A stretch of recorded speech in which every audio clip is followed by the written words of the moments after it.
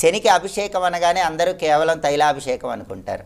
కానీ శని భగవానుడికి అభిషేకం చేసేటప్పుడు ఒక్కొక్క ద్రవ్యంతో అభిషేకం చేస్తే ఒక్కొక్క రకమైన ప్రయోజనం చేకూరుతుంది.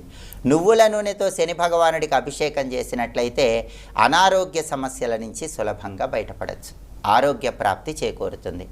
కొబ్బరి నీళ్లతో కూడా శనేశ్వరుడికి అభిషేకం చేయొచ్చు. శని భగవానుడికి కొబ్బరి నీళ్లతో అభిషేకం చేస్తే ఆర్థిక పరంగా ఉన్న ఇబ్బందులన్నీ తొలగిపోతాయి, ఆదాయ మార్గాలు పెంపొందింపజేసుకోవచ్చు.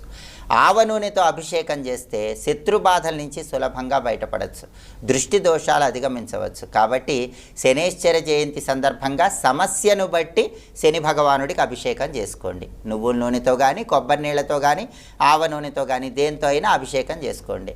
అలాగే శని భగవానుడికి నీలం రంగు పుష్పాలంటే చాలా ప్రీతిపాత్రం. అందుకే నవగ్రహ ఆలయానికి వెళ్ళినప్పుడు శని విగ్రహం పాదాల చెంత నీలం రంగు పుష్పాలుంచి నమస్కారం చేసుకోండి.